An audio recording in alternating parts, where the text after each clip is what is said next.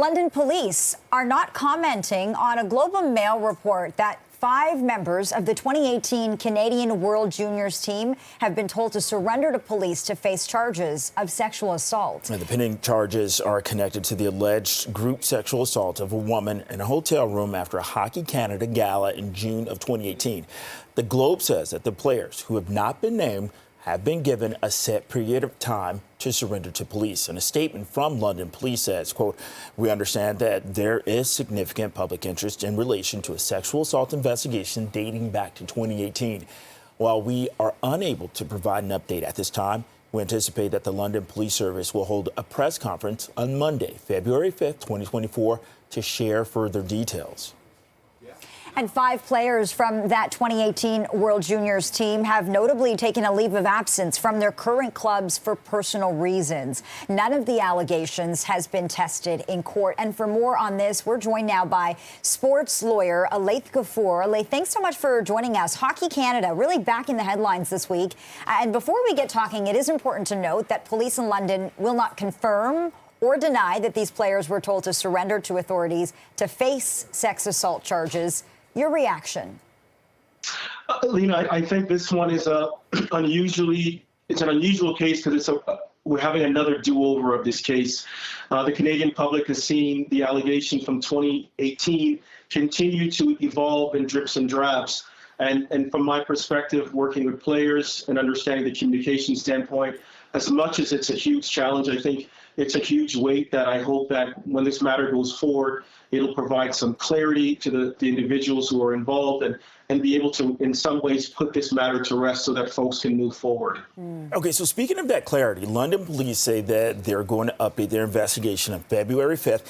That's weeks away because of the level of public interest around this investigation. A lot's being said about the delayed timeline. Yeah, Bakari, I think it's a great point. And to be honest, as a lawyer that has been in a defense position and represented many clients in cases like this do-over is very concerning.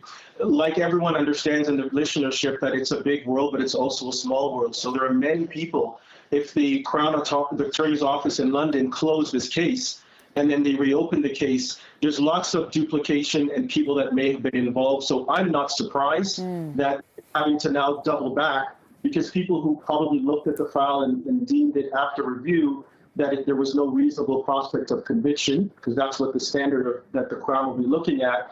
I think we have some real opportunities for the venue to potentially change here.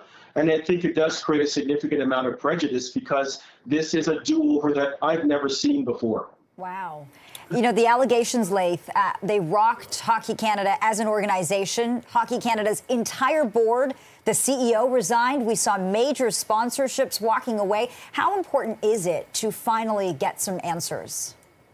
You know, I work in this space all the time, and I can tell you, you know, we deal with matters all the time, and the specter of this 2028 allegation permeates through the entire amateur OHL, WHL, QJMHL. It permeates through the lattice of the entire the sport of hockey. And we all know how big that sport is, having just come off of the World Junior Championships. So to me, you know, it seems as though the non-players have been dealt with. But the matters in relation to the allegation in the room with the complainant and the individuals who are there has never really been dealt with. So as I said to you, I think that, you know, the opportunity for the players to move on, I think the league is also in a really challenged position as well, because now they're, you know, members of the NHL. So the fact that it's been prolonged has now moved the forum, and some of the parties are the same in terms of who looked at this. Some of them may be different, but from a crisis management perspective, it presents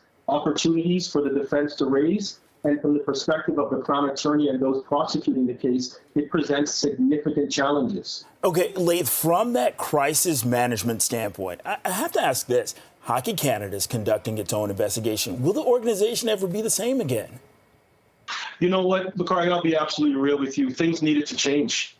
Things needed to change. I've been practicing in this area for almost 20 years, and I remember going through cases where I'm like, there's something wrong here.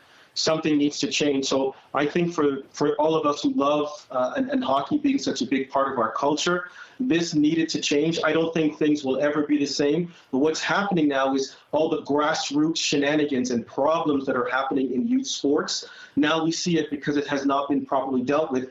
It's completely in the focus of the limelight because now these players are now in the public stage. They're all pro players. So to me, I'm happy to see some of these changes because some of them needed to happen because of culture of silence and the culture of sort of exclusion and the care and control that the players felt. And I represent a lot of players. I've drafted many players. I think it is time that some of these things change. But with respect to these players, it's an absolute disaster and one in which they need to be able to move forward and take a look at the potential of rehabilitating their career and clearing their names.